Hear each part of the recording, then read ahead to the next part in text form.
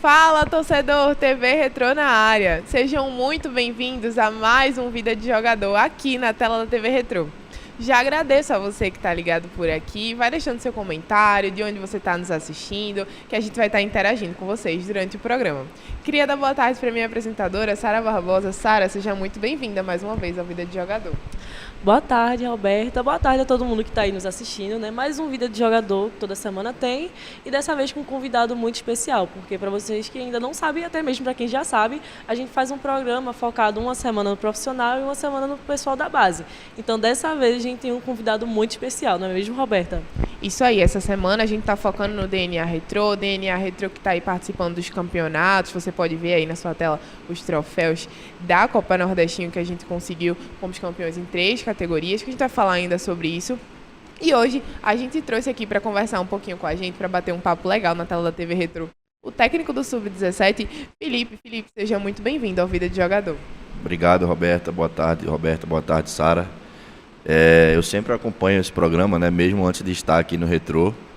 É sempre importante, né, principalmente o clube que valoriza muito a divisão de base. Eu vi até um programa com os dois atletas, né, o João e o Elvis. Isso para a gente que trabalha com categoria de formação é muito importante. Então, parabenizar a TV Retrô também por essa iniciativa. Vamos lá, vamos começar falando tranquilo, que a gente é sem polêmica, aqui é tudo na tranquilidade. Felipe, queria que você falasse um pouquinho da sua jornada fora do Retrô, fora dos clubes que você já passou, o que é que você gosta de fazer, o que é que o Felipe na rotina de folga, porque é difícil ter uma folga, né? Mas quando tem uma folguinha, o que é que você gosta de fazer? Então, você já disse quase tudo aí, né? É complicado a gente trabalhar com futebol ter folga.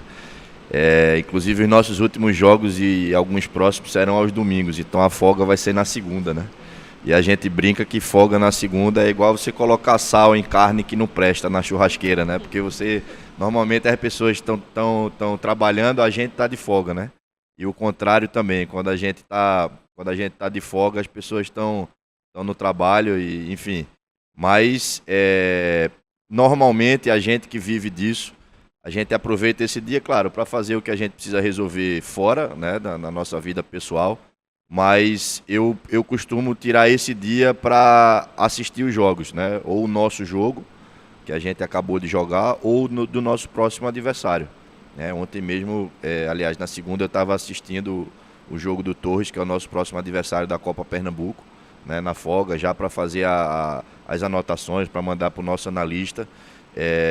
Então, normalmente, como a gente tem esse tempo maior no dia de folga, é quando eu gosto de fazer isso, né, do pós-jogo e o pré-jogo do nosso adversário. Então, tirando isso, eu sou muito caseiro, assim, eu gosto de ficar em casa, eu assisto muito jogo, né, muito programa de futebol. Eu acho que isso pra gente é importante, acompanhar, principalmente eu gosto muito de ver entrevista de treinador, né, de comentarista, para sempre aprender um pouco, né? Atualmente também eu estou fazendo o curso da CBF, da licença B de treinador, então dia sim, dia não, eu tenho aula durante 4 horas à noite, né? Então, mesmo quando eu estou de folga daqui, eu estou assistindo aula, né, para me capacitar cada vez mais. Então, a gente que trabalha com futebol, é difícil a gente... eu gosto muito de viajar, a gente já viaja a trabalho, né? Então, a gente não sabe quando a gente vai ter... Normalmente, a gente não sabe quando tem férias, né? Porque o futebol é tão dinâmico que não adianta a gente programar nada para 2, 3 meses para frente, né? Então, a gente vive o momento e procura aproveitar ao máximo aquele tempo livre que a gente tem, junto com a família, junto com os amigos, que é sempre importante. O futebol é um meio muito puxado, né? Emocionalmente falando também. Quem não se cuidar também de saúde física, saúde mental, vai ter problemas, né, num futuro próximo aí, sem dúvida. Então, a gente procura otimizar esse tempo de qualidade da melhor forma possível, nem que seja, joguei hoje, amanhã já vou estar assistindo o jogo, mas hoje à noite eu posso dar minha saidinha, eu posso fazer coisas diferentes, porque no outro dia eu já tenho que estar preparado para voltar ao trabalho, mesmo que seja longe do campo, mas em casa, já no planejamento de treino, né, da semana, na análise dos adversários, do nosso jogo que passou, né? Então a cabeça do treinador, ela não para. Dá pra ver que a gente é sempre assim, como ele falou, né? Às vezes a gente vai viajar a trabalho. Primeira vez que eu pisei em Caruaru foi inclusive para um jogo do 13 do 15, mas foi muito massa, eu adorei. Então, vamos falar um pouquinho da tua trajetória, né? Primeiro, tu teve umas passadas assim pelo Náutico, Santa Cruz, River, foi coordenador do Simas School Brasil, professor e coordenador também do Orlando City, certo? Então, como foi que tu chegou assim no Retrô? A gente sabe que você veio, já saiu, já voltou, então como foi que tu chegou definitivamente no Retrô? Então, eu só para falar um pouco sobre o meu início, né? Eu comecei a trabalhar com futebol em 2006 como auxiliar técnico do Sub-17 do Santa. E aí rodei nesses clubes aí que você falou, né? Tenho 3 passagens no Santa, 2 no Náutico, a minha segunda aqui no Retrô, né? Trabalhei também no São Paulo Cristal da Paraíba como auxiliar técnico, no Manaus e no River, né? No Retrô eu já tinha tido a oportunidade de vir antes, mas naquele momento eu não podia, eu estava com outro projeto já engatilhado, tanto que se realizou, né? Eu tive o convite do Dico e do Gustavo, né? Eu sou muito amigo de Dico, que foi treinador aqui. E na ocasião ele tinha me chamado, né, com o Gustavo para assumir a base aqui, o 17. Só que naquele momento eu não podia, que eu já estava apalavrado, né? Já tinha um outro projeto em vista. Mas agradeci, né? E sempre foi um clube que eu tinha interesse em trabalhar, o Retrô. Eu lembro que a primeira vez que eu vim aqui assistir um jogo, obviamente eu nunca tinha tido uma estrutura como essa. Eu falei, um dia eu vou estar aqui como profissional, né, trabalhando aqui. E aí aconteceu, no começo do ano passado, veio o convite, né, do Gustavo, o Dico estava aqui no profissional, para assumir o Sub-20. Né? Naquela ocasião, o Rafael Dias, que era o coordenador, né, assumiu como coordenador depois, tinha feito a Taça São Paulo, Sub-20, e na volta ele assumiu como coordenador. E aí o clube me fez o convite para assumir o Sub-20. E aí eu vim para ser treinador do Sub-20 e ao mesmo tempo acompanhar os treinos do profissional. Né? Eu não era o auxiliar direto do Dico, mas eu estava sempre acompanhando os trabalhos dele. O treino do Sub-20 eram pela manhã, né? E o profissional basicamente à tarde. Então eu sempre, como eu ficava aqui no clube, eu sempre tinha esse tempo, né? Acabava o meu treino, eu almoçava e ia para o treino do profissional. Até que, quando acabou o Pernambucano, que começou o Campeonato Brasileiro, o Dico me chamou para ser o auxiliar direto dele. E aí eu conciliei, né, da forma que dava, as duas categorias. E aí, depois do Dico, na segunda rodada, a partir da terceira, veio o Martelotti para o profissional, que é um cara que eu já tinha trabalhado no Santa Cruz e no Manaus. Então, quando o Martelotti veio, eu fiquei mais uns 3 jogos no Sub-20, porque aí, como eu passei também a ser o auxiliar direto dele, tinha questão de viagem, e aí não dava, eu ia perder muito treino do Sub-20, né, porque o objetivo naquele momento principal era o profissional, e aí acabou que a gente conversou com a direção, e aí o Iris, que era meu auxiliar e treinador do Sub-17, acabou assumindo o 20, né, e aí eu continuei apenas como auxiliar técnico do profissional até o final do Campeonato Brasileiro da Série D, que aquela tragédia a gente não subiu, né? Mas saí quando acabou o campeonato, mas sempre deixei a porta aberta, sempre tive um relacionamento muito bom com todos aqui. E aí quando eu estava no River agora, a gente estava em Teresina, a gente tinha acabado de se desligar do River, no começo de abril, o Gustavo e o Júnior Câmara, coordenador da base, entraram em contato, né, me convidando para assumir o Sub-17. E aí eu não pensei 2 vezes, eu sabia que eu voltaria um dia. Quando você sai, que deixa as portas abertas, né, de um clube que você sempre foi bem tratado, que você tem todas as condições de trabalho, é claro que você um dia pensa em voltar. Né? E aí, mesmo que tenha voltado, eu saí de um profissional para voltar para uma categoria de base, mas para mim isso é o maior prazer do mundo, né? Trabalhar com esses jovens, ver a evolução de cada um deles, individual e coletivamente. Então eu sempre digo para os meus colegas de profissão que o importante é a gente estar no lugar que a gente se sente bem. Né? Então aqui eu me sinto, o meu dia a dia é muito leve, é muito tranquilo, eu tenho todo o aparato de estrutura, de pessoas que podem potencializar, né, o desempenho desses atletas e, consequentemente, do meu trabalho também. Foi uma jornada de 7 meses, certo? 7 meses que você teve aqui inicialmente e agora voltou. Como é uma sensação, assim, de voltar para um clube que você já queria muito e está voltando agora como técnico 17, que já ganhou, né? Ele já chegou conseguindo levar 2 taças para casa na Copa Nordestina, 17 e 16, então acho que foi uma satisfação muito grande, né? Sem dúvida. E justamente por ter esse relacionamento já com todos, esse bom relacionamento, foi muito fácil a minha conversa para voltar. Não durou 1 minuto, né, para acertar a minha volta aqui. Era o interesse do clube que me fez a proposta e era o meu interesse também voltar. Quando eu cheguei no início de abril, né, e no início de maio já começou o Nordestinho. Então foi praticamente 1 mês aí de trabalho, né? Essas 2 categorias acabaram sendo divididas, né? A categoria sub-17 foi dividida em 2, né? Que normalmente é uma só, a gente passa o ano inteiro trabalhando com uma só, né? Mas aí como o Nordestinho tem sub-16 e 17, a gente acabou dividindo e o 16 a gente até completou com alguns atletas de sub-15, alguns deles até entraram, foram titulares, né? Em alguns jogos. E a gente acabou conquistando esses 2 troféus, né, de uma forma brilhante. Aí os meninos estão de parabéns mesmo. Só que o 17 ainda não é a única categoria que não ganhou o Pernambucano, né? E aí eu já cheguei com essa responsabilidade também. O ano passado não tinha, o 20 também não tinha, né? Eu cheguei com essa responsabilidade porque eu vim para o 20, né? E fiquei quase metade do campeonato. E aí o Íris assumiu e foi campeão. E agora o 17 é a única categoria de base que não tem um pernambucano. Então já bateram nas minhas costas e disseram, agora já sabe, né? E aí a gente tem que matar no peito nessa responsabilidade, porque a gente sabe que um clube como o Retrô, é claro que base, o grande objetivo, o primeiro objetivo não é ser campeão dos torneios, é você formar o cidadão e revelar atletas. O Retrô é um clube formador, é um clube que negocia atletas, inclusive na categoria 17 a gente tem muitos atletas aí, pelo Brasil, né, espalhados, que são negociados nessa categoria. Então, só que é impossível a gente ter tudo que a gente tem aqui e não pensar em ganhar, e não se cobrar por isso.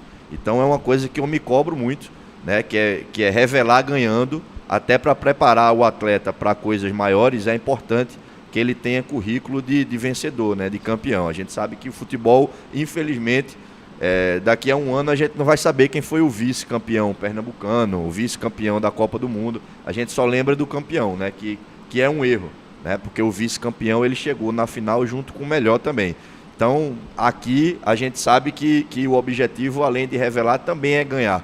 Por tudo que o clube investe, né? A gente não tem como colocar na nossa cabeça e na dos atletas que a gente vai só competir. Então aqui a gente busca os melhores profissionais, os melhores atletas, né? E quando a gente entra no campo, no refeitório, em qualquer área do clube, não tem como a gente não vislumbrar títulos, né? Se a gente estiver aqui sem pensar nisso, a gente está no lugar errado. Então, para ter uma mentalidade vencedora, a gente precisa sempre trabalhar em cima dos títulos. E o que te motivou a ser técnico de futebol? Você olhou desde pequeno, você sempre queria ser jogador? Conta um pouquinho de como foi essa trajetória. Então, isso é uma curiosidade. A minha família, tem muitos médicos. E quando eu era criança, eu sempre quis ser médico também. Só que eu fui vendo a dificuldade, né? Cada vez mais era difícil, né? Vestibular de medicina. E, paralelamente, eu sempre tive a paixão pelo futebol, né? A gente que gosta de futebol, a gente sempre torce por um time. Mesmo que a gente se torne profissional, o amor que a gente tem pelo futebol, inicialmente, é porque a gente tem um time. E eu lembro que quando eu era criança, eu trocava muito de time. A minha família é bem dividida, então, às vezes um time começava a perder, aí eu saía do time da minha mãe para ir pro time do meu pai. Isso é um crime. Pois é, mas aí quando dizem, ele é de tal time, aí eu digo, mentira, eu já fui de todos os 3. Então, para mim é muito tranquilo isso. E aí, quando o tempo foi passando, eu lembro que quando eu tinha uns 12, 13 anos, eu assistia jogos e eu ficava na frente da televisão, prestando atenção na postura dos treinadores. Aquilo me chamava muita atenção. E eu assistia jogo em pé. Eu não ficava sentado no sofá, eu ficava em pé, como se eu fosse o treinador daquela equipe. Então, eu fui pegando gosto por isso. E aí eu lembro que uma vez minha mãe me deu de presente um agasalho de frio, que era um agasalho de nylon, parecido com o que os treinadores usam, né, das equipes. Então eu colocava aquele agasalho mesmo no calor e ficava na frente da televisão imitando como se eu fosse um treinador, né, eu com 12, 13 anos. E aí comecei a ir para jogos com a minha família e passei a tirar o lado torcedor um pouco. Quando eu fui tendo a pretensão realmente de trabalhar com isso, eu já fui estudando mais o jogo, né? Mesmo antes de fazer vestibular. E aí eu fiz vestibular para educação física. Eu não tentei medicina, eu fiz vestibular para educação física. E passei, e quando eu passei eu já tinha ciência de que eu queria ser treinador. Então, durante a minha faculdade eu não fiz nenhum curso que fosse de outra área, a não ser de treinador de futebol. Então, todos os cursos que eu fiz preparatórios foram voltados para o futebol, né? Durante a minha faculdade, fiz a pós-graduação também em futebol.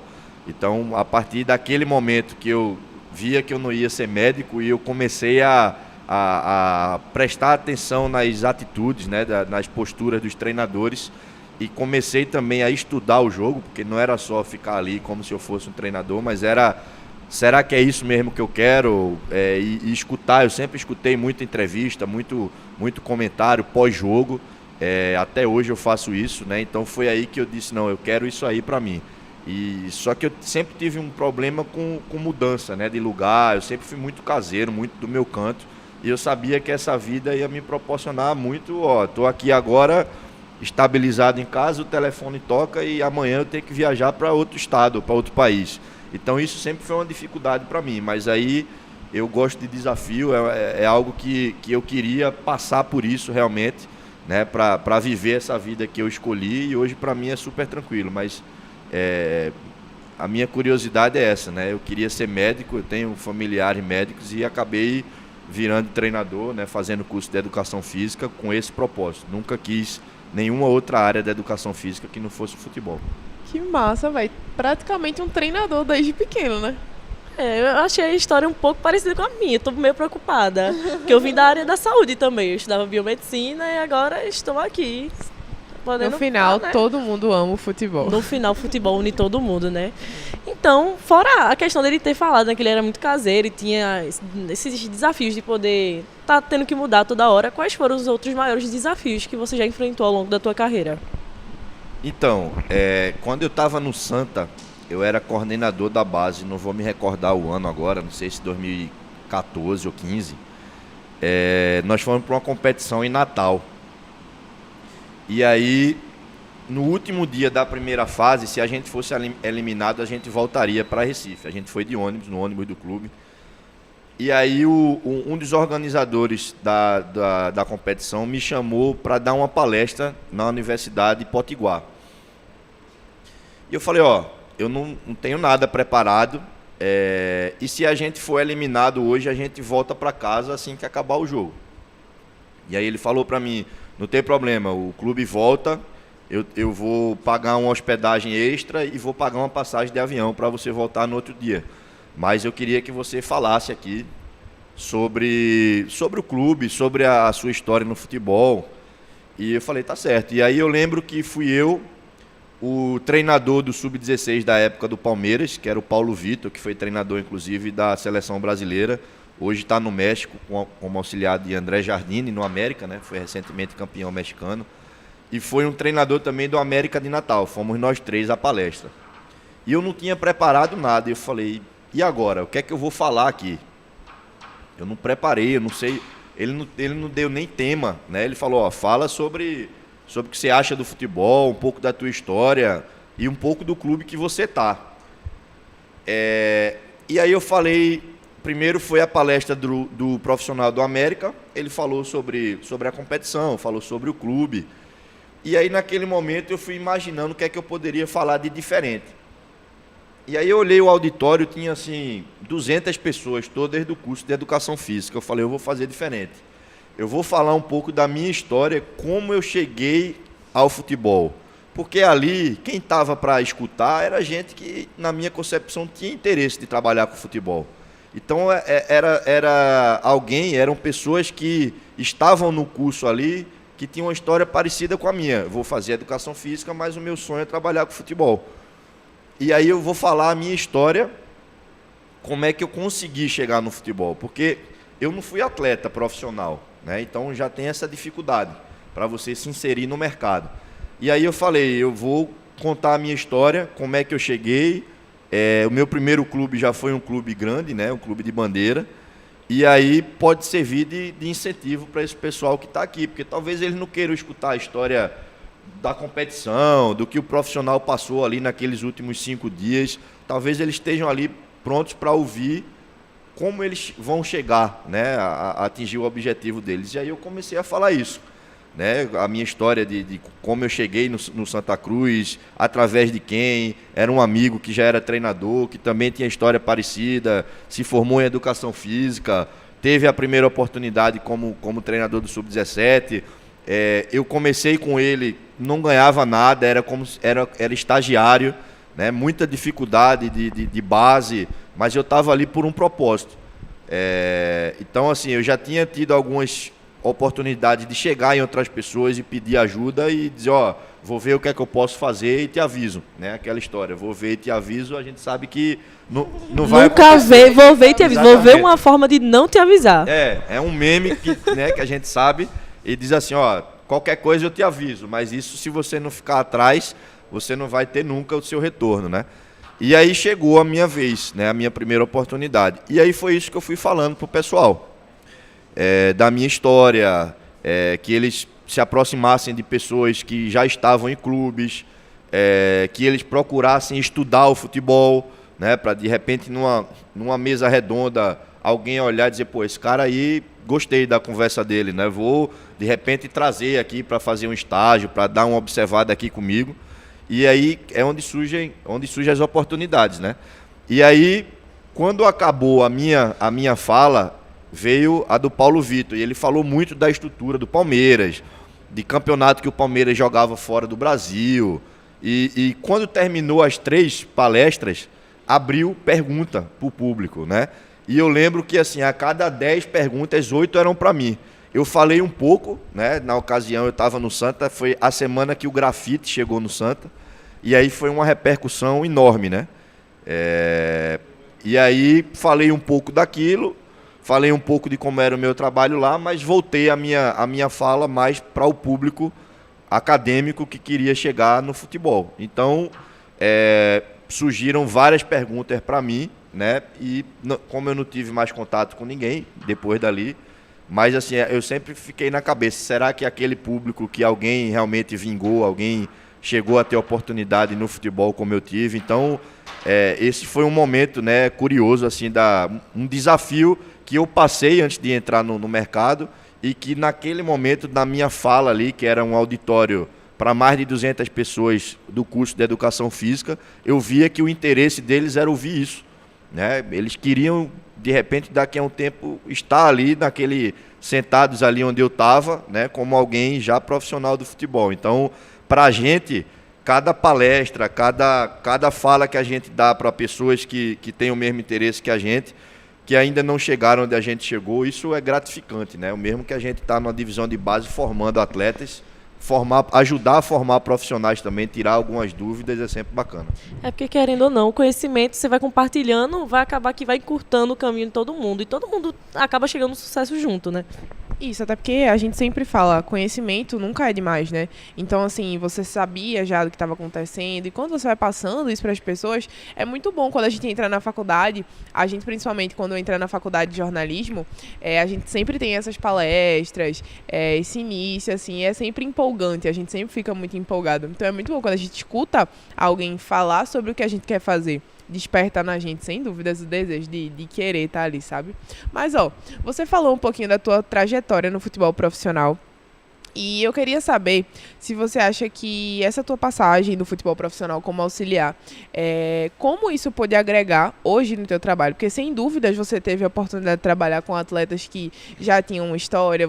Quando a gente vive com eles, a gente aprende com eles também, sem dúvida. Então, como que isso, de certa forma, pode ter agregado na tua carreira para o que você tem feito hoje no Sub-17? 100%.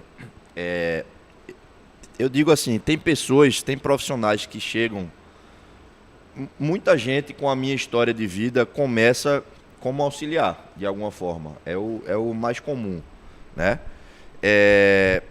Tem gente que quando chega a ser treinador, já não tem mais aquela vontade de voltar a ser auxiliar, mesmo que seja de uma categoria profissional. Não, já cheguei, agora já sou comandante, eu vou continuar como treinador, vou esperar o mercado me absorver como treinador, mas eu não quero ser auxiliar. Eu nunca tive isso comigo. Tanto que eu já estive como treinador, saí para ser auxiliar, já estive como auxiliar e saí para ser treinador. Então, para mim não é o cargo, para mim é a oportunidade, é a função, não é a função, é a oportunidade, é o desafio, é o que eu vislumbro lá na frente, o que eu acho que posso deixar de algum legado, de algum aprendizado. Então, para mim, eu trabalhei com vários treinadores profissionais, né? Daqui de Pernambuco eu trabalhei com Dado Cavalcante, trabalhei com o Wilton, que foi auxiliar de Dado por um tempo, trabalhei com Dico, Marcelo Martelotti, que não é daqui, Zé Teodoro também, que recentemente foi coordenador do Santa, Sérgio China, que é treinador do Sub-20 do Náutico. Então, com todos esses, não tenha dúvida, o que eu coloco em prática hoje, além do meu conhecimento, além do que eu acho, né, que eu devo fazer, é um pouco de cada pessoa dessa aí, né, de cada profissional. Então, hoje o futebol ele é muito gestão. É claro que você precisa ter uma boa leitura de jogo, você precisa ter bons treinos, né? Mas hoje em dia é muito gestão de pessoa. Você lidar com 30 atletas, cada um tem uma cabeça diferente. A categoria que eu estou hoje é a categoria que dá mais trabalho de trabalhar, né? Isso aí é universal, não é só no retrô, porque são meninos que estão deixando de ser crianças, né? Saíram dali do 13, do 15, que é um negócio que não tem tanta cobrança, né? Já estão batendo na porta aí da maioridade. Então já tem alguns deles que já rodaram por outros clubes do Brasil. E aí eles começam a criar a personalidade deles, uma personalidade forte, né? Crítica. Então é onde saem os maiores problemas, né? Em termos de mudança mesmo. E problemas da idade, que a gente precisa ajudá-los, né, a sair desses problemas educando. Tem problemas que a gente, não é só você conversar, você precisa punir, né? Punir também é uma forma de educar. Então, essa categoria eu já tinha trabalhado não só como treinador, mas também como auxiliar, né? Mas como treinador foi a categoria que eu trabalhei menos tempo. Eu trabalhei mais em 15 e em 20 do que em 17 como treinador, né? E essa categoria ela é muito desafiante, né? Porque ao mesmo tempo que ainda não são de maior, a gente já tem atletas de 17 anos treinando no profissional, né? Inclusive aqui no clube, a gente frequentemente vê atletas do 17 fazendo parte do profissional, né? Então é muito desafiador isso aí. E aí, um pouco de cada treinador que eu trabalhei, eu vou formando a minha linha de trabalho, né? A gestão a gente aprende com muitas pessoas, mas é um dom nosso também, né? A forma de resolver problemas, a forma da gente lidar com as pessoas é muito tomada de decisão naquele momento. A gente não pensa no que vai acontecer, no problema que vai acontecer. A gente pode imaginar o que pode acontecer, mas os problemas do dia a dia a gente tem que estar pronto naquele momento para resolver. E nós, treinadores, nós somos o espelho desses caras, né? Então, a forma como a gente aborda, a forma como a gente educa um que está aqui na minha frente e o outro que está ali à distância, ele está vendo, né? Então, eu digo sempre, o maior desafio para nós de base, treinadores, é o momento que a gente vai liberar um atleta. A hora que um atleta, ou que está fazendo o teste, ou que já é um atleta que já está com a gente há mais tempo, que o clube por algum motivo não vai ficar com esse atleta, é o momento mais difícil para a gente, porque a gente está lidando com sonho, né? E na nossa função somos nós que temos que fazer isso, porque fomos nós que tivemos com eles todos aqueles dias, né? Olhando no olho, passando os treinamentos, corrigindo, elogiando. Então, na hora do lado negativo, também somos nós quem precisamos falar. E a nossa fala ela vai ser responsável pela consequência disso, né? Porque tem muito profissional que pode não saber falar de uma maneira ideal, ele vai acabar com o sonho do menino. E às vezes, não só às vezes, mas na maioria das vezes, ele não vai dar certo aqui naquele momento, mas ele tem oportunidade em outro lugar, né? E daqui a pouco ele pode até voltar para cá numa outra condição. Então, você tem que ter muito cuidado com a forma como você vai falar, porque você pode acabar com o sonho, né, de um atleta que está ali, às vezes, abrindo mão de outras coisas da vida dele, né? Às vezes a família investindo algo que até não pode para aquele sonho se tornar realidade, e nós somos os responsáveis por comunicar aquilo, né? Então, esse para mim é o maior desafio da carreira na base, né? Que é você lidar com o sonho de um menino, às vezes o sonho também da família, né? É bem complicado isso. Se a gente não tiver o jeito de de como conduzir e ser sempre sincero, olhando no olho, né? Eu tenho vários atletas que em algum momento eu liberei de algum clube e que depois me agradeceram, né? Viraram médicos, empresários ou qualquer outra profissão, ou foram jogar em outros clubes, fizeram sucesso em outros clubes e faz parte, né? Não significa que eu não soube olhar, não significa que eu fui incompetente a ponto de não deixá-lo naquele momento no clube, né? Futebol é muito isso, momento. Então, graças a Deus, eu tenho um bom relacionamento com todos os atletas que passaram por mim, porque eu acho que a sinceridade é sempre o pilar de você ter a sua consciência tranquila.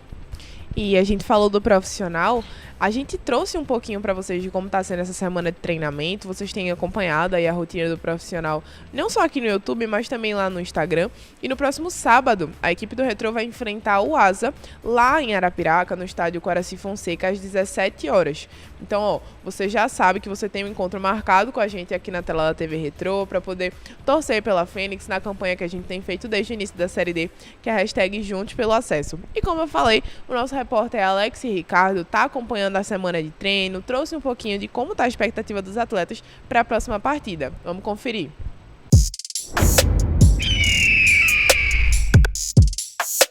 Olá, boa tarde a todos, ligados no programa Vida de Jogador. A Fênix de Camaragibe já está treinando aqui no CT, visando o próximo duelo válido pela 6ª rodada do Campeonato Brasileiro da Série D. E claro, a TV Retrô traz todos os detalhes para você. Confere só. Quem falou nos microfones da TV Retrô foi o lateral Totti. Ele projetou o duelo contra o Asa e falou do foco do elenco em mais uma partida longe da arena. Foco 100%, né? Nos últimos jogos aí tivemos resultados adversos, mas a gente está trabalhando muito para corrigir onde foi os gols que a gente tomou, para não acontecer novamente, né? Todo mundo está focado nisso. Tem doído bastante, né? Essas 2 derrotas não foi o que a gente esperou. E trabalhamos a semana muito forte, mas infelizmente, nos vacilos a gente acabou tendo o resultado adverso. E mais um duelo fora de casa contra o líder da competição. Sabemos que não vai ser jogo fácil também, até porque são o líder. Os caras têm uma força muito grande dentro de casa, não só esse ano, mas às vezes que eu enfrentei o Asa por outras equipes, foi jogos muito difíceis, o mando de campo deles é muito forte, mas a gente está preparado para isso. Então temos que continuar focado, trabalhando mais ainda, para chegar lá fazer um bom jogo e conseguir os 3 pontos, que vai ser de suma importância para a gente. Voltar a vencer na Série D, acho que não só na Série D, mas em todas as competições que você disputa, é de suma importância para você conquistar os objetivos, né? Para a gente esse jogo é mais uma final, com um gostinho, né? E se a gente vencer, a gente encosta lá em cima, fica vivo na competição, porque se você for adiando uma vitória, o tempo passa e aí fica difícil correr atrás. Então, pra gente é um jogo de final e a gente vai buscar sim a vitória nesse jogo. Vai ser difícil, mas a gente vai buscar e estamos focados para isso. Quem também conversou com a gente foi o atacante Franklin Mascote. O camisa 19 falou da importância de vencer mais uma partida fora de casa na competição. Nossa expectativa é a melhor possível. A gente sabe que o jogo contra a equipe do Asa vai ser um jogo bastante difícil. E como a gente vem de 2 derrotas consecutivas, a gente está trabalhando firme para a gente poder ir em busca do nosso resultado, em busca desses 3 pontos que vai ser muito importante para a gente. Trabalhar mais do que a gente vem trabalhando. A gente tem que intensificar nosso trabalho ainda mais para a gente não poder errar onde a gente vem errando, colocar os pontos no i para a gente poder ir pronto para o próximo jogo, que é contra a equipe do Asa. Então é isso, pessoal. Para acompanhar mais do dia a dia da Fênix, segue a gente aqui no YouTube e também através das redes sociais, no Instagram e no Twitter. Bom programa a todos. TV Retrô, aqui é time Raiz.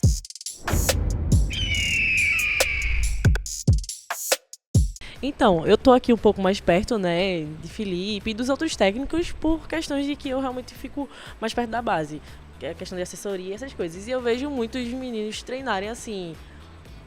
O treino da base geralmente 3 horas da tarde. Aí eu vejo muito, os meninos pegam, se preparam, aí tem toda aquela conversa, né, antes com o técnico, aí dá uma parada, aí começa aquecendo, uma coisa mais leve. Mas qual é a fisiologia do teu treinamento, realmente? Porque conversa também não pode facilitar tudo, mas nem só treino. Às vezes tem que ter muita cabeça. Eu acho que eu já falei isso aqui inúmeras vezes. Porque futebol não é só correr atrás de uma bola. Futebol tem que ter muita cabeça, tem que não perder de jeito nenhum, não deixar que nada suba a cabeça, ser muito inteligente, ter uma estratégia, ter, inclusive, uma comunicação muito boa, porque você não joga sozinho no time, você tem que ser muito unido com todo mundo que está ali, principalmente com os jogadores e o técnico, né, que está ali para lhe auxiliar, porque sem ele, querendo ou não, você não é nada. Então, qual é a fisiologia que você aplica no Sub-17? É como eu estava falando antes, né? Assim, a gente... quando a gente está em campeonato, por exemplo, nós jogamos domingo, a nossa reapresentação sempre existe uma conversa maior, né? É uma conversa sobre análise do jogo, às vezes acontece alguma coisa extra-campo que a gente precisa intervir também. Então aí, nesses momentos, o treino em si, ele fica quase que para um segundo plano, porque na base, às vezes é mais importante você corrigir o ser humano, né, o extracampo, do que propriamente o trabalho que você vai ter ali com bola. Então, essa semana a gente teve um momento desse, a gente teve uma conversa longa, né, com o grupo, e isso eu tenho certeza que para eles, para o futuro deles, vai valer muito mais a pena do que se eu tivesse feito um treino intenso ali com bola e não tivesse pontuado algumas coisas que eram necessárias. Então, aqui a gente se preocupa muito com esse lado, né? É claro que o foco é o trabalho, o objetivo é o campo, mas para o campo funcionar precisa de muita coisa fora dele, né, que esteja realmente funcionando. Então, o que a gente tem de atividade com psicóloga, com assistente social, com nutrição, né, com coordenação, preparação física, fisiologia, isso tudo vai resultar no que eles vão fazer dentro do campo. Então, tudo é um conjunto. Né? A gente tem, toda semana a gente tem atividade com a psicologia, tem dinâmica no campo, tem encontros individualizados também fora do campo. Então, quando a gente vai montar a nossa programação, que normalmente é na sexta-feira, a gente monta a programação da semana seguinte, a gente já pontua tudo que a gente sabe que vai precisar desses outros departamentos. E juntamente com a comissão técnica, a gente monta os trabalhos da semana. Né? Tal dia a gente vai trabalhar isso, tal dia a gente vai trabalhar aquilo, sempre quando tem campeonato, de acordo com o jogo. A gente vai jogar tal dia. Então, desse dia para trás, a gente vai trabalhar isso em cada dia. Então, a duração, né, o volume, a intensidade, quem a gente vai utilizar mais, quem vai utilizar menos, sempre também obtendo o retorno dos atletas da parte física. Eu falo para eles também que nem sempre a gente vai estar bom da cabeça, né? Às vezes a gente vai estar num dia que a gente não vai estar legal e está tudo certo. Só que eles precisam me informar isso. Né? Professor, hoje eu não estou num dia bom, eu prefiro não treinar. Eu vou ficar aqui olhando, eu vou procurar outro setor do clube. Né? E aí a gente, pela liberdade que tem com eles, também conversa. Né? Eu brinco que a gente também é psicólogo no dia a dia, embora não de ciência, mas... todo relacionamento você é um pouco de psicólogo, né? Porque você está ali escutando e você é o primeiro filtro dos atletas, né? Eu sou a liderança deles ali. Querendo ou não, cria um laço, né? Exatamente. Tá ali todo e eles santo dia confiam muito na gente. Né? Da mesma forma, quando eles cometem erros, eles sabem que eles decepcionaram a gente ali. Né? A gente dá a moral quando tem que dar, né? A gente alisa quando tem que alisar, mas a hora que a gente precisa também ser mais duro, eles sabem que a gente vai ser. Então isso faz parte até do respeito. Porque se a gente só alisar, eles vão dizer, esse aí eu posso fazer o que for aqui que... E vira várzea. Vira várzea. Então a nossa dinâmica da semana é sempre essa. É sempre a gente observa o que é que a gente tem de foco, né? Quando é que é o jogo. Se a gente estiver em competição, a gente trabalha em cima disso e pontualmente a gente vai encaixando esses outros aspectos, né? Essas outras áreas que aqui funcionam. Então a gente tem tudo isso durante a nossa semana de trabalho, né? Mas com comissão técnica a gente sempre tem o pré-treino e o pós-treino. A gente sempre monta e sempre depois a gente também analisa o que é que foi, né? E o que é que a gente pode fazer diferente já para o outro dia. E como você costuma adaptar esse teu estilo de jogo para diferentes faixas etárias? Porque como você falou, você já passou pelo 15, agora pelo 17, também pelo 20. E de certa forma são faixas etárias diferentes, são mentalidades diferentes, é tudo de uma forma diferente. Então como que você costuma lidar com isso? Então, atualmente o Retrô ele tem um modelo de jogo que ele é universal, né, das categorias de base. O Retrô tem um padrão de jogo.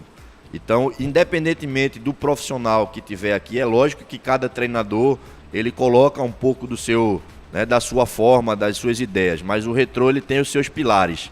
Então, a forma como o Sub-13 joga é a forma como o Sub-20 também procura jogar. Claro que a tomada de decisão é ali, é dos atletas, mas a gente tem reuniões semanais com a coordenação técnica e um desses temas frequentemente é o modelo de treino, né? Que é um modelo de treino voltado para o modelo de jogo. Então, como a gente faz os nossos treinos, como a gente monta, né? Como é que a gente marca, como é que a gente ataca, como é que são as nossas transições.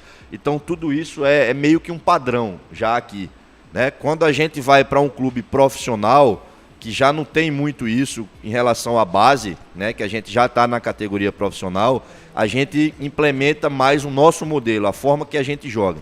E eu sempre digo que, assim, às vezes alguém pergunta, qual é a formação que você mais gosta de jogar? Qual é o sistema que você mais gosta de jogar? E eu digo que não tem isso, vai de acordo com o elenco, com as peças que a gente tem, né? Só que aqui a gente tem os nossos pilares do clube que a gente, independentemente dos atletas, a gente tem que colocar aquilo. Né? O Retrô tem que jogar daquela forma e é a forma que vem dando certo em resultado, é a forma que vem dando certo em termos de revelar jogador, né, atleta. Então, a gente sempre vai jogar buscando o gol. A gente, eu tenho um exemplo aqui no Nordestinho, né, vocês acompanharam aqui, a gente jogou teve jogador a mais em campo. No Pernambucano agora, na Copa Pernambuco agora, a gente jogou contra o Sport, perdemos um atleta com 2 minutos do segundo tempo, né? E a gente estava ganhando o jogo.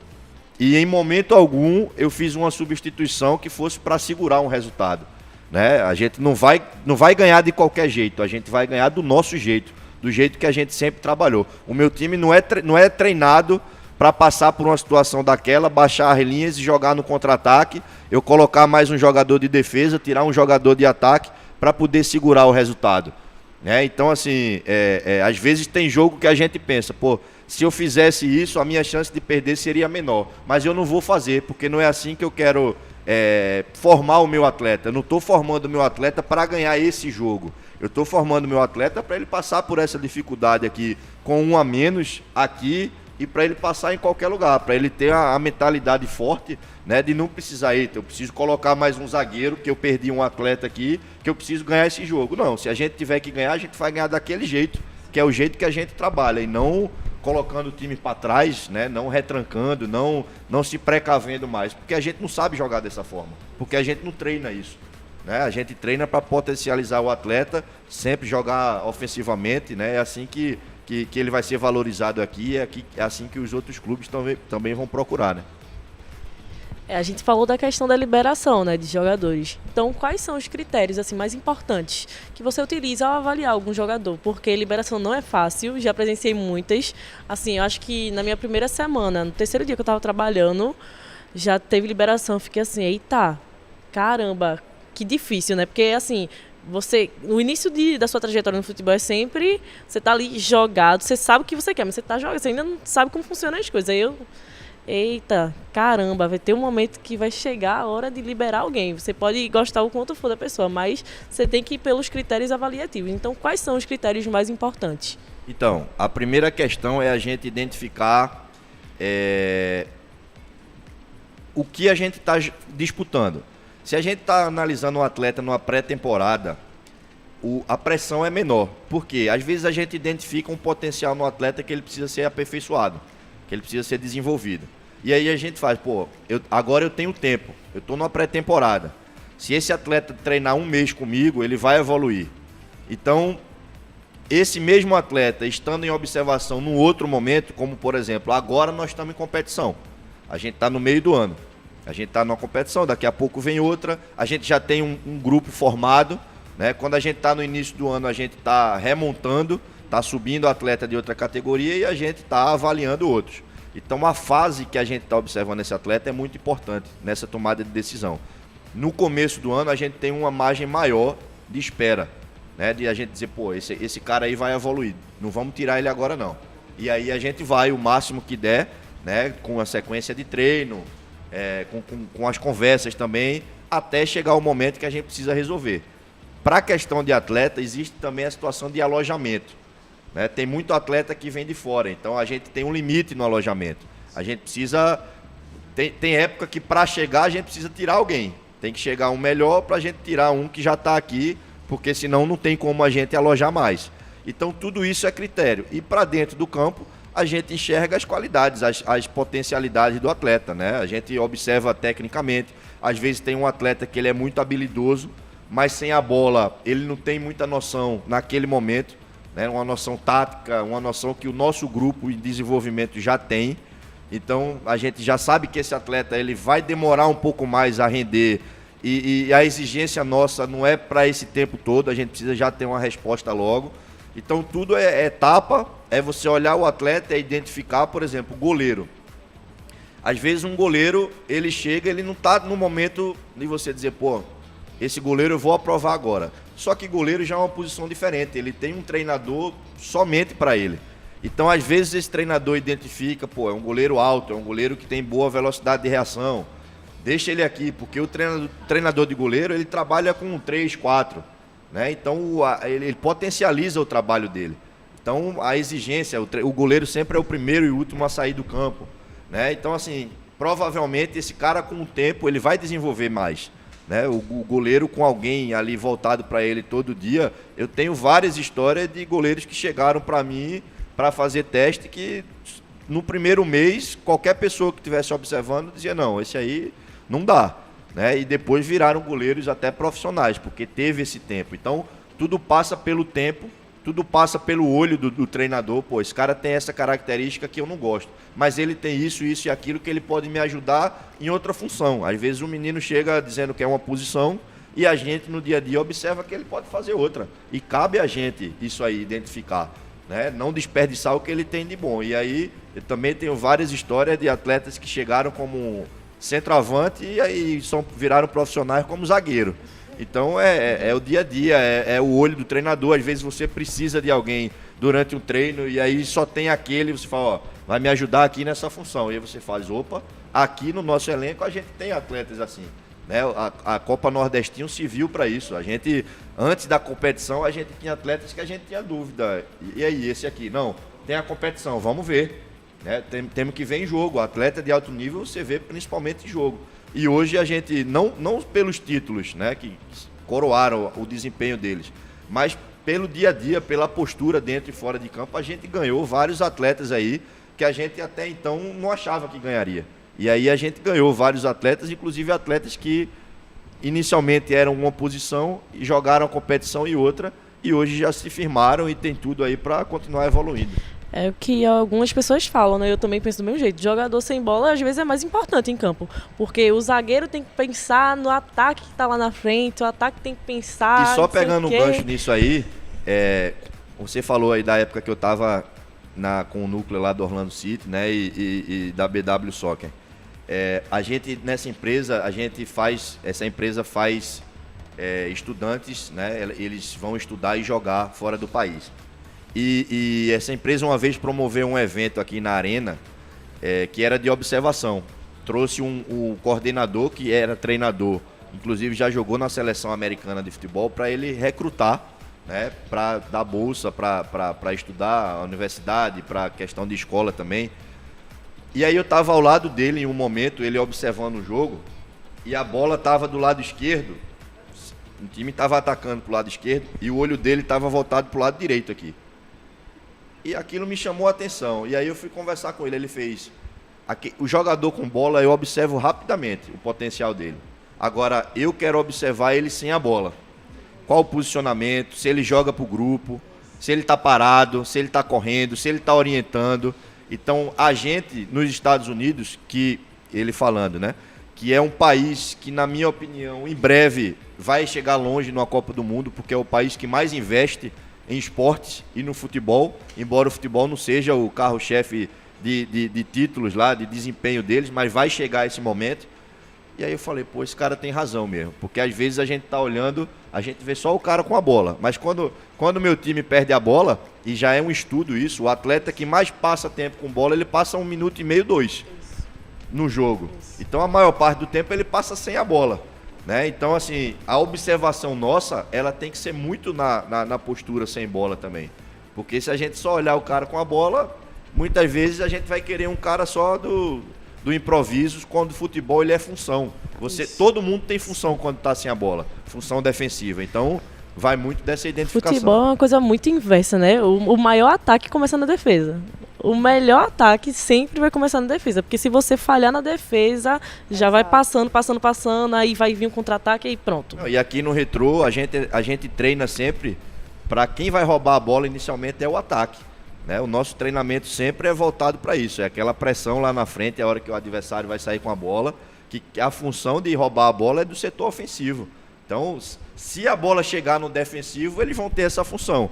Mas inicialmente é lá na frente que começa a defesa, né? Já começa no ataque. E os nossos zagueiros, os nossos laterais, eles são treinados para construir, né? Para chegar no fundo, para entrarem na área, enfim. A fase ofensiva também é fundamental naqueles atletas de defesa. Sem dúvidas, é o que a gente fala. Toda peça no futebol é importante e juntando tudo se torna ainda mais importante. Mas, você falou um pouquinho da Nordestinho e eu queria saber como que se estrutura uma semana que é atípica, porque a Nordestinho foram 6 dias de jogos e praticamente a gente só teve um dia de folga. Então, como que funciona montar uma semana de treino desse jeito? E essa folga a gente só teve porque a gente classificou entre os 2 primeiros. Isso, Se a gente não fosse primeiro nem segundo jogava no 17, no dia. Era todo dia. E uma semana de folga, ele tendo chegado um mês antes do campeonato. Eu cheguei no dia 5, né, de abril, e o Nordestinho começou dia 1º de maio. E é curioso até porque assim, os jogos... Tinha jogo que eu acabava o jogo do 16, né, porque eu estava com as 2 equipes, e eu já ia correndo para a pré-eleção do 17, né? Eu lembro que na final, a gente no pódio do Sub-16, comemorando o título, eu subi lá, tirei umas fotos, dei parabéns aos meninos e já corri para a pré-eleção do 17, que jogava meia hora depois, a final contra o Sport. E eu já peguei aquele embalo lá do título, né, para dizer, a gente tem que sair hoje daqui com todo mundo comemorando, né? Então, assim, naquela semana, primeiro o treino não existia, né? O treino era a pré-eleção e a recuperação que eles tinham no gelo, na piscina, né? Com suplemento, com alimentação, com descanso. Então aquela semana foi uma semana totalmente intensa, porque eu particularmente tinha que focar em 2 grupos, em 2 jogos, né? Sempre adversários de alto nível. Então a maioria dos jogos eu já saía de um para outro, né? Então era sempre muito difícil, né? Grupo reduzido, então... Se tinha problema, e a gente teve problema de cartão, né? Graças ao bom trabalho da nossa comissão, a gente não teve nenhum atleta machucado na competição, que é muito difícil você jogar 6 dias seguidos, né? Sem ninguém machucar, sem ninguém ficar fora no outro dia por cansaço. Não, é impressionante realmente a qualidade do trabalho que a nossa comissão, da parte física, toda a parte o aparato nutricional, né? De nutricionista, de fisiológico, você jogar 6 dias e não ter um problema. Então, foi uma competição extremamente intensa, né? Para mim, muito desgastante por isso, porque, embora a gente não treine, mas a gente tem que montar as estratégias dos jogos. E aí eu tinha 18 atletas em uma categoria, 18 a 20 em outra, para eu montar tudo isso, pensar em estratégia, pensar em bola parada, pensar em substituição, né? E acabando um jogo, começando o outro, e procurando fazer tudo... da melhor forma possível, errar o mínimo possível, né? E com certeza esses 2 troféus que estão aqui, eles são muito resultado disso, né? Dos atletas, do empenho que eles tiveram. Eu disse a eles, isso aqui não é um Nordestinho, é um nome, né? Porque é uma competição de base. Isso aqui é a Copa do Nordeste de vocês. A gente está vendo a Copa do Nordeste profissional aí. A Copa do Nordeste de vocês é isso aqui. Então é a competição que estão as melhores equipes do Nordeste, né? Eu acho que só não veio o Fortaleza, que eu lembre aqui de equipe grande, mas todas as outras equipes, né, estavam presentes aqui enfim, e a gente acabando por conquistar os títulos, sem dúvida isso para o currículo desses meninos é muito importante. Eles têm o direito de dizer que ganharam uma competição, né, a nível de Nordeste. Então, tiro curto, muito intensa, né, a gente via a movimentação aqui, o clima era diferente de todos que participavam, não só dos atletas, mas pais, staff, direção, né? E se viu muito mais para isso, para a gente avaliar, né, os atletas, porque eles precisam ter minutagem de jogo. A gente precisava de uma avaliação também para a sequência do trabalho, né? É importante a gente saber com quem mais a gente pode contar em cada ocasião. Jogos emocionalmente muito desgastantes, né? Como foi, a gente fez um baita de um jogo com o Bahia aqui, ganhamos o jogo do Bahia aqui, perdemos do Náutico, um jogo muito equilibrado também, a final contra o Sport, que eles saíram do campo e a gente acabou sendo campeão. Então tudo isso faz parte do lado mental também dos atletas, né? E dentro do campo eles realmente foram muito bem, superaram qualquer expectativa e foram coroados aí com esses títulos. E para você, qual é a maior importância da comunicação? Não só entre você e o atleta, mas eu acho que também entre os pais em alguns momentos, porque você falou que vocês acabam sendo suporte para eles também. Então, como para você essa comunicação se torna importante? Eu acredito que além dos treinamentos, no caso. Então, quando a gente precisa muitas vezes virar a chave, né? Quando a gente está no profissional, isso não existe. Eu estou falando de pai, não existe, né? A gente sempre olha no olho de cada atleta, independentemente da idade, mas em base, eu costumo dizer que a gente é pai, professor e psicólogo, tudo ao mesmo tempo, né? E aí, quando a gente pega atletas, hoje a grande maioria do meu grupo, ele é alojado, são atletas de fora, ou seja, a maior família deles são os próprios atletas e nós ali dentro. Eles passam pouquíssimo tempo em casa, né? Então, assim, quem está vendo tudo que eles estão fazendo somos nós aqui, né? Os pais, vez ou outra, eles ficam sabendo de alguma coisa pelo clube e pelo que os próprios filhos falam para eles. Então, a gente sabe que alguns tipos de brincadeiras elas vão existir nessa idade, né? E principalmente de iniciativa minha com eles. Eles estão no caminho de aprender. É muito ruim a gente chegar numa categoria dessa e a gente ser aquele exemplo que a gente vai ser uma liderança imposta. A gente vai ser um treinador que o atleta vai olhar e dizer: não, eu não posso fazer isso não, senão o professor vai falar isso. Eu não posso fazer isso não, senão o professor vai me tirar do treino. A gente tem que ser aquele cara que ele vai dizer: pô, eu vou por esse cara, porque esse cara é comigo, sabe? É uma palavra aqui que eu não vou usar, mas ele é o cara comigo. Né? Pô, eu vou por esse cara porque...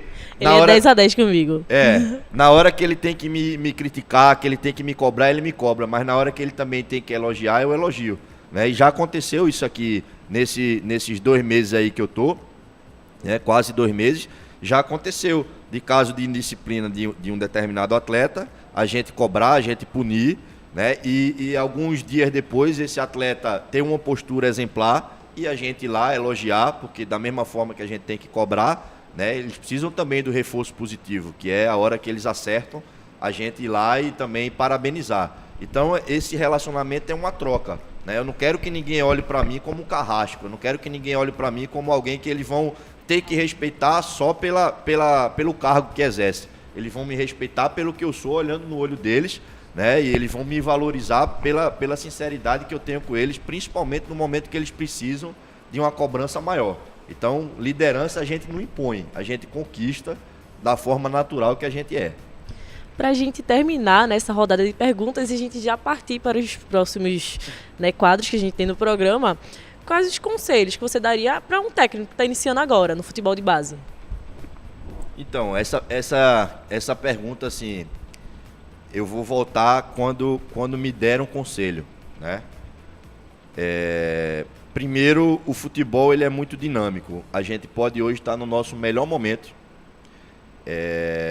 que é uma pergunta que às vezes fazem. Qual é seu sonho? Quando falam para mim, quando me perguntam qual é o meu sonho, o meu sonho não é chegar no Real Madrid. Muita gente fala: eu quero ser treinador do Real Madrid. Eu quero ser treinador na Europa. Esse não é o meu sonho. O meu sonho é ser sempre reconhecido pelo que eu faço. Então, eu posso estar em qualquer clube, mas se eu estiver num bom ambiente de trabalho e se eu estiver vendo a evolução, não só minha, mas do meu grupo, eu estou realizando um sonho. Então, assim, às vezes você pode chegar no Real Madrid e dizer: realizei meu sonho. Mas e se o ambiente lá não for bom?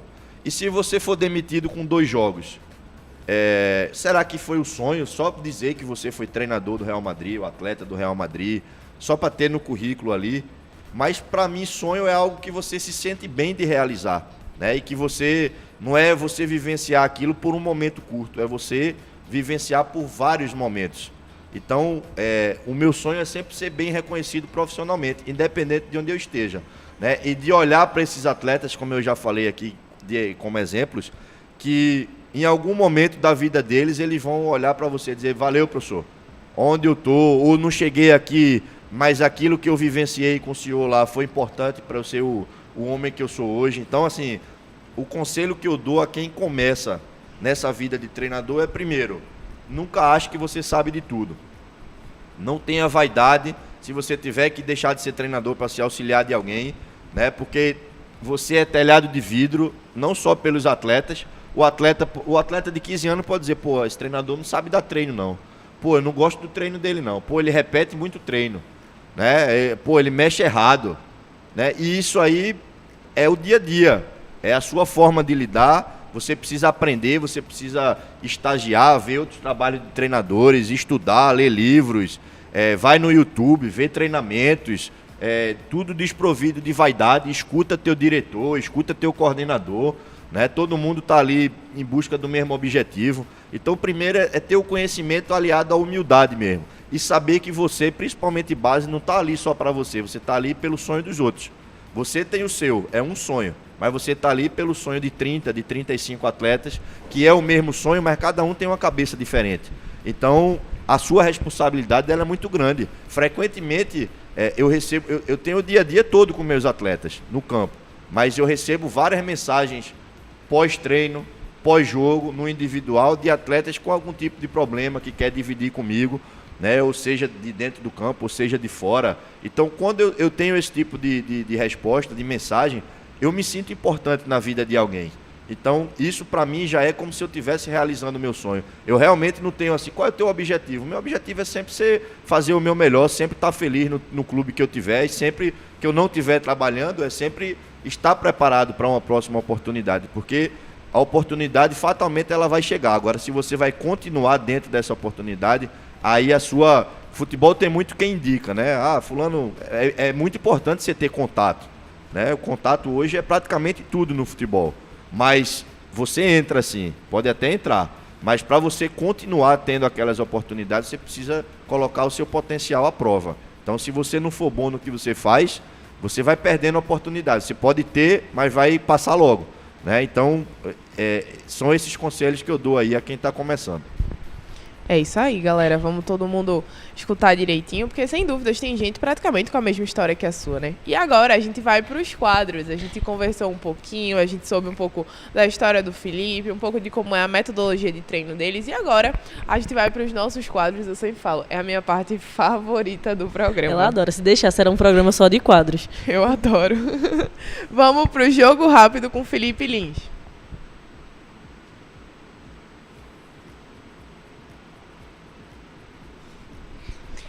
Felipe, um sonho. A gente antecipou, né? Não tenho uma palavra de sonho. Meu sonho é esse, é ser sempre valorizado, reconhecido e estar feliz onde eu estiver trabalhando. Jogo mais marcante que já viu. Jogo mais marcante que eu já vi. Não trabalhando, mas acompanhando. Foi um Palmeiras e Vasco no antigo Palestra Itália, que Romário deu show, o Vasco virou o jogo e foi campeão. Acho que foi não sei se foi Copa do Brasil ou Torneio Rio-São Paulo, não estou recordado agora. Mas foi quando eu estava começando a estudar o futebol, e aquilo ali serviu de muita lição para mim, né? Principalmente não só para quem virou o jogo, mas para quem acha, né, que eu já passei na vida por situação assim, de a gente estar ganhando de 2-3-0 e sofrer uma virada e levar aquilo como lição. Melhor jogador que já viu jogar. Romário. Melhor técnico da atualidade, na sua opinião. Vamos falar, seria cômodo demais eu falar Guardiola, Mourinho, mas eu sempre gosto de puxar aqui para o Abel, eu sempre gosto de puxar para o nosso lado. Eu já dizia isso antes dele assumir a seleção.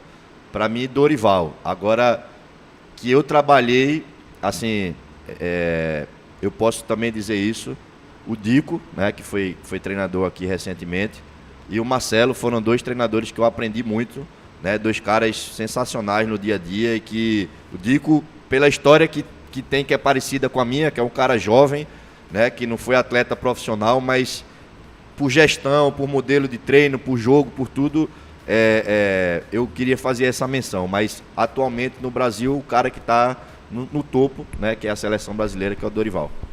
Gol mais bonito que já viu? O gol... Então, eu vou falar um gol de bola parada, que foi um gol de Ronaldinho Gaúcho, de falta na Copa, né, que ele bate uma falta abrindo, e normalmente todo mundo acha que vai ser uma bola cruzada, acho que foi, não sei, contra Inglaterra, isso. Minha produção sabe, ele o bate, gol tá sabendo, hein? eu ia chutar a Inglaterra, mas a produção confirmou. Ele tá na lateral direita aqui, todo mundo na área para cabecear, e aí ele bate meio que por fora da barreira, né? E ele faz o gol bonito, não só um gol bonito, mas pela importância, né? Por ter sido um gol de Copa do Mundo. Pra você, campeão da Libertadores? Eu acho que vai ser um brasileiro, mas eu vou ficar entre Flamengo e São Paulo. Campeão da Champions? E aí o Real Madrid. Eu acho que vai ser muito difícil pro Borussia. Mas eu gostaria que tivesse essa surpresa. Para sair um pouco, né? Acho que o Borussia, não que precise mais, mas que seria algo mais diferente, né? Quase teve uma final alemã, né? Mas aí com o Real Madrid, ou você mata logo, ou você sabe que vai sofrer. Então, nesse momento, eu e Roberto, a gente é muito clubista. Curioso, não só eu e ela, mas eu e Alex também. Toda semana a gente faz essa mesma pergunta, e aí a gente reveza, né, os apresentadores. E a gente sempre tá, os 3 na torcida, que todo mundo fala que vai ser o Real Madrid. O único que se fala de Libertadores, acho que a gente não tem muito, não. Mas não é que eu torço, é que eu acho que vai ser. A Eu gente acho que vai também. ser o Real. Vamos pro próximo. Então, sua seleção com Felipe Lins.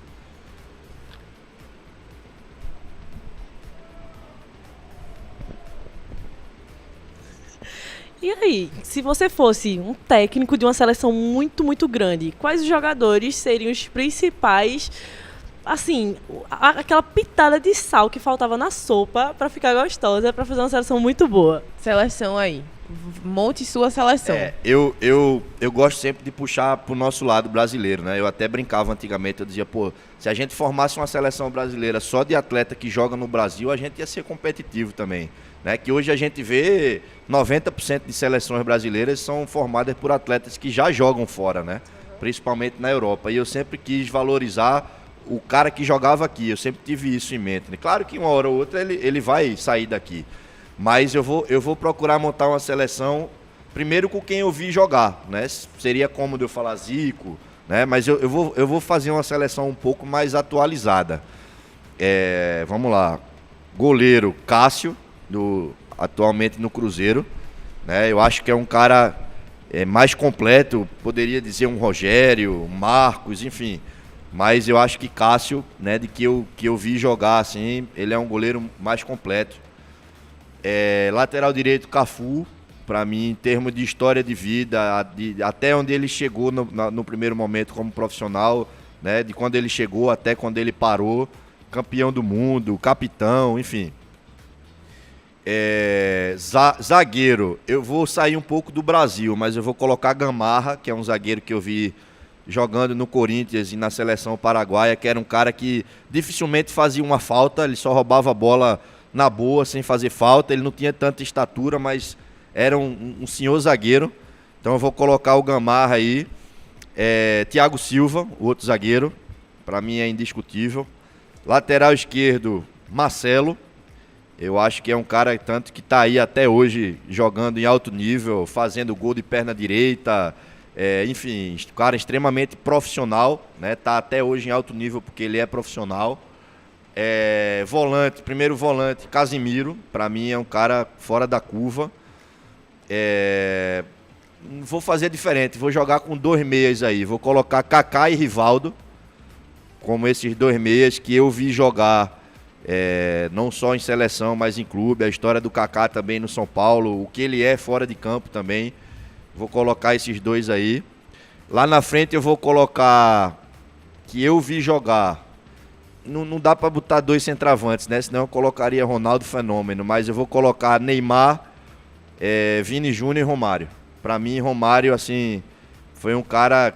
Tem muita comparação com o Ronaldo Fenômeno, né? Eu acho que é viável essa comparação. Mas, assim, um cara daquele tamanho, né? Que fez o que ele fez, fazia gol de cabeça, inclusive, os tipos de gols que ele fazia. Esse cara, para mim, foi a primeira Copa que eu comecei a estudar mesmo, a ver, que foi a de 94. Para mim, esse cara começou a me marcar e até o final da carreira dele, né? Hoje ele é um dono do clube lá do América, tá até jogando aí para realizar o sonho de jogar com o filho, né? Então, essa é a minha seleção, bem ofensiva, né? Mas com os caras que eu acho que se voltasse ao tempo e desse para jogar todo mundo junto aí, bateria em qualquer seleção internacional. Uma coisa é certa, eu acho que nos últimos programas a gente tá com o mesmo zagueiro, né? Thiago Silva, ele segue firme, porque e olha que eu não assisti, viu? Eu só assisti um programa, que foi o do Íris. Eu lembro que teve essa discussão também da torcida, né? Era começo da Champions ainda era outra fase, né? Sim. Eu lembro como é que foi, mas não tem nada combinado, né? O Thiago Silva, ele realmente é uma quase unanimidade. Ele é espetacular. Não só ele, mas o Marcelo também. Sem já foi escolhido também. Acho que são atletas que podem passar o tempo que for, mas continuam jogando da mesma forma como começou. Falou do Cássio também, né, goleiro? Cássio, ele se aposentou recentemente, não foi? Do Cruzeiro. Ele saiu do Corinthians, né? Ai. Foi negociado. E você vê, começou a sofrer algumas críticas. O cara, talvez um dos maiores ídolos do clube, né? Começou a sofrer umas críticas e o lado emocional, mental dele também pesou, né? E aí ele foi buscar um outro ar, né? E o cara que está no auge da carreira ainda, com certeza ele vai brilhar muito lá no Cruzeiro. E, né, e vai ter não só a parte do campo, mas também esse outro lado, né? Às vezes a gente descarta um ídolo de uma forma muito fácil.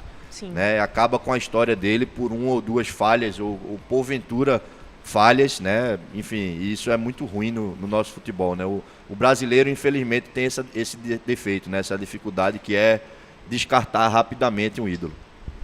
É isso aí. Gente, queria agradecer a vocês que acompanharam o programa Vida de Jogador junto com a gente aqui mais uma semana, falando do DNA Retrô, falando um pouquinho da história do Felipe também, que sem dúvidas, curiosidade que muita gente não sabia, agora sabe sobre você. Queria agradecer a Sarinha. Sara, muito obrigada pela sua presença mais uma vez aqui no Vida de Jogador. Obrigada, Roberta. A gente tá aqui, né, toda quarta-feira no Vida de Jogador. Geralmente às 3 horas, mas hoje a gente deu uma mudada.